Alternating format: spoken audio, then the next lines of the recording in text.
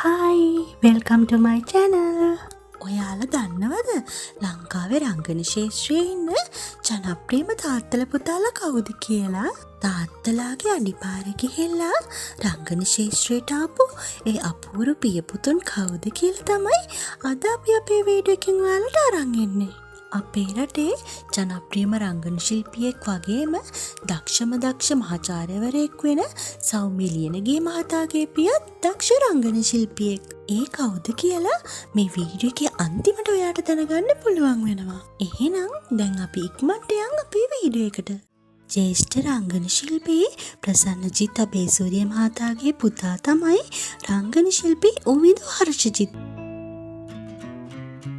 ජ්‍යෙෂ්ඨ රංගන ශිල්පී ආනන්ද වික්‍රමගේ මහතාගේ පුතාලා තමයි සංකේත් වික්‍රමගේ හා ජනිත් වික්‍රමගේ කියන රංගන ශිල්පීන් දෙදෙනා. ජ්‍යෙෂ්ඨ රංගන ශිල්පී චින්තක කුලතුංග මහතාගේ පුතා තමයි රංගන ශිල්පී කෙවින් අභිෂේක්. ජ්‍යෙෂ්ඨ රංගන ශිල්පී සුරංග සතරසිංහ මහතාගේ පුතා තමයි ජනප්‍රිය රංගන ශිල්පී සංගීත් සතරසිංහ.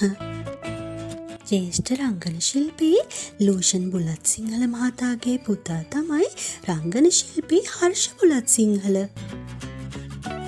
ජ්‍යෙෂ්ඨ රංගන ශිල්පී හේමන්ත ඊරියගම මහතාගේ පුතා තමයි රංගන ශිල්පී සමීර ඊරියගම. ජ්‍යෙෂ්ඨ රංගන ශිල්පී රවින්ද්‍ර යසස් මහතාගේ පුතා තමයි රංගන ශිල්පී කසුන් චාමර.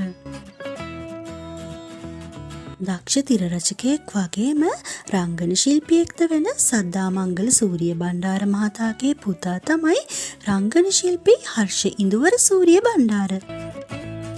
අපිට හිටපු දක්ෂ රංගන ශිල්පියෙක් වගේම ජ්‍යෙෂ්ඨ රංගන ශිල්පියෙක් වුණ ජැක්සන් ඇන්තනී මහතාගේ පුතුන් තමයි ජනප්‍රිය රංගන ශිල්පී අකිල දනුත්තර හා සජිත ඇන්තනී.